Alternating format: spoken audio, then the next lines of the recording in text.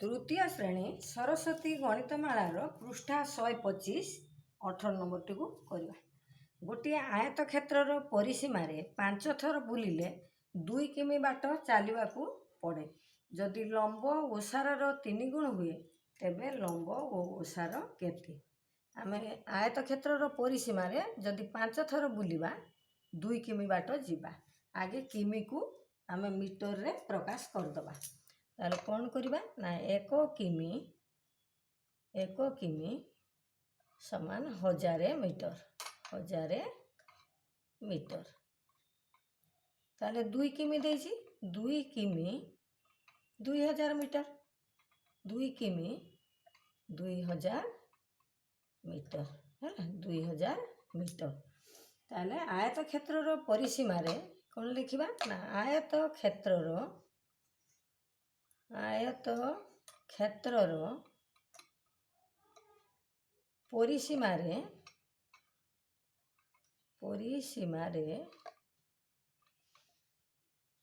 परिसीमार केथर बुलिबा ना 5 थर।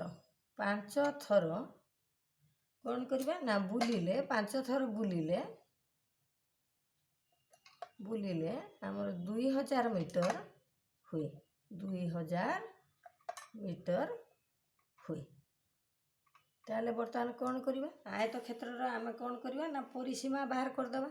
ताले से आयत क्षेत्रर परिसीमा समान कौन ना एठी 2000 मीटर को आमे 5 रे हरि दबा। 2000 मीटर हरण 5 5 चौक 20 400 मीटर हैला हमर प्रश्न अनुसार परिसीमा। ताले वर्तमान लंब ओसार को देखिबा।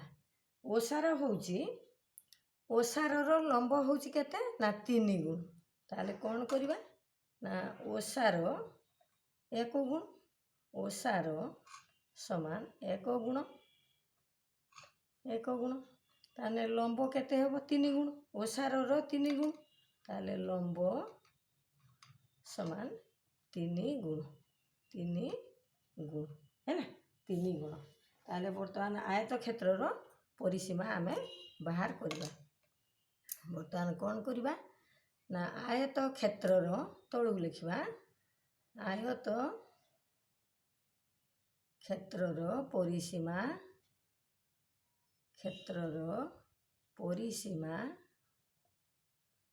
परिसीमा सूत्र कौन ना 2 गुणन दैर्घ्य युक्त प्रस्थ। प्रश्न अनुसार केते बाहर आमर परिसीमा ना 400 मीटर। केते बाहरला ना 400 मीटर हैला। ताले वर्तमान कौन करिबा दैर्घ्य प्रस्थ को बसे दी जिबा।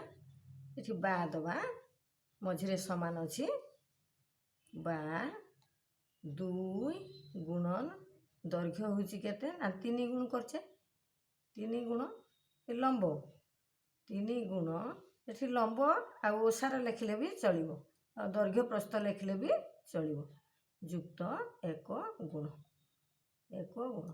समान केते ना 400 मीटर 400 मीटर। बर्तमान देखो 3 गुण ये 1 गुण 4 गुण 2 गुणन 4 गुण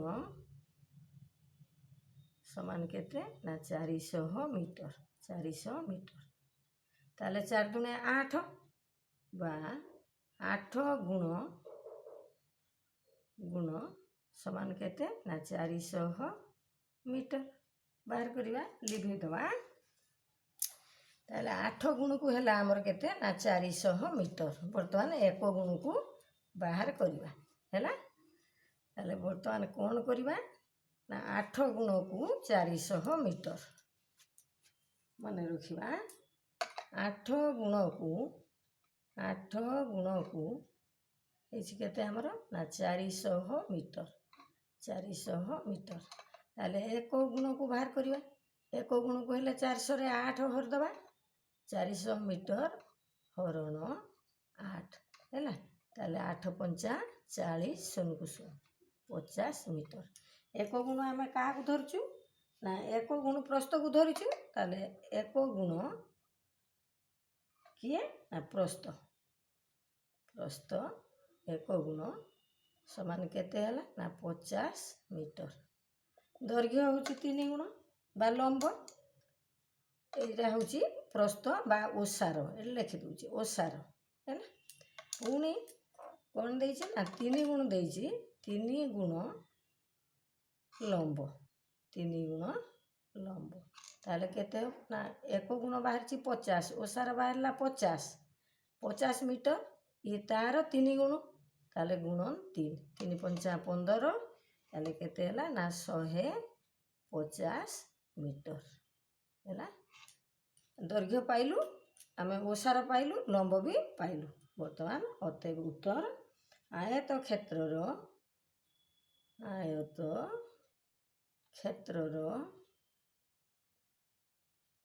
କ୍ଷେତ୍ରର ଲମ୍ବ 150 ମିଟର, 50 ମିଟର ଓ ପ୍ରସ୍ଥ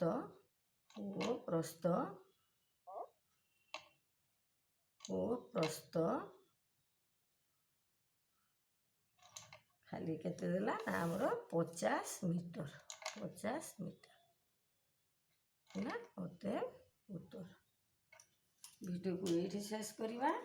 ଲାଇକ୍ କରିବ, ସବସ୍କ୍ରାଇବ୍ କରିବ।